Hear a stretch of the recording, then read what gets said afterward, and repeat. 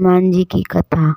हनुमान जी भगवान शिव के 11वें रुद्र अवतार माने जाते हैं और उन्हें पवन पुत्र भी कहा जाता है।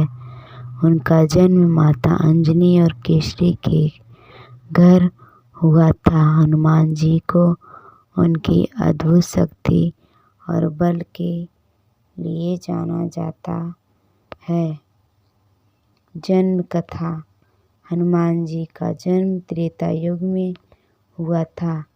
उनकी माता अंजनी जो एक अप्सरा थी, शापवश वानर रूप में जन्मी थी।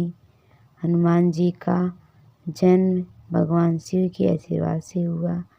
जब माता अंजनी ने भगवान शिव की भक्ति की थी, अंजनी जी को पवन देव के ने अपनी कृपा से अनंत बल बुद्धि और काल की कथा।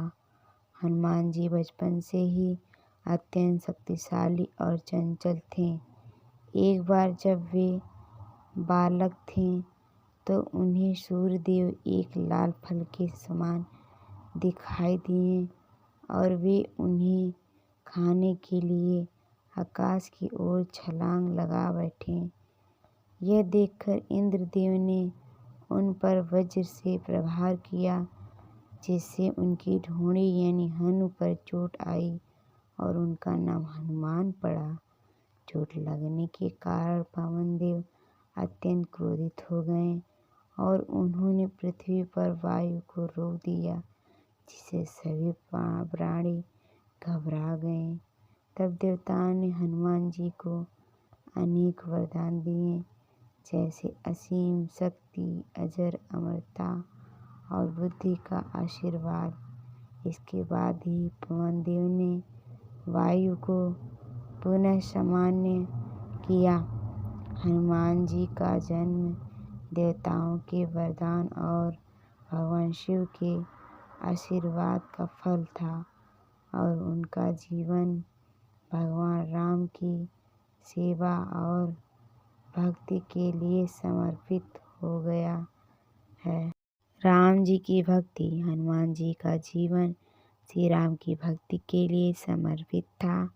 जब श्री राम ने सीता माता की खोज के लिए हनुमान जी को भेजा तो उन्होंने समुद्र पार कर लंका पहुंचकर माता सीता का पता लगाया।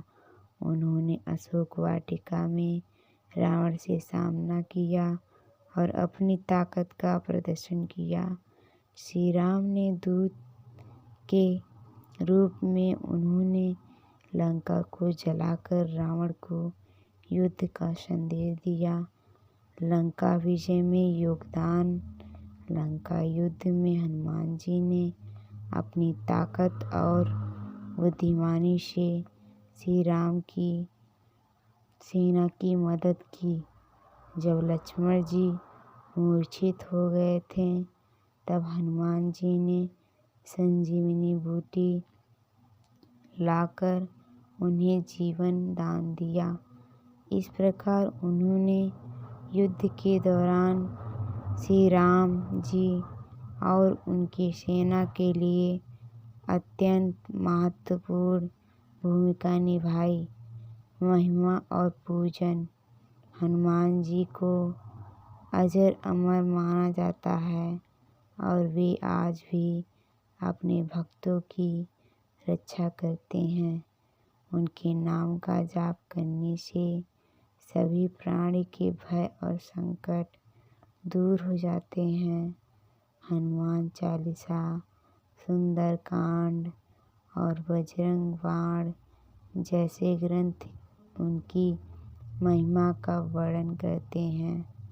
हनुमान जी को शक्ति, भक्ति और सेवा के प्रतीक के रूप में पूजा जाता है और उनकी जीवन से हमें निस्वार्थ सेवा और समर्पण की प्रेरणा मिलती है।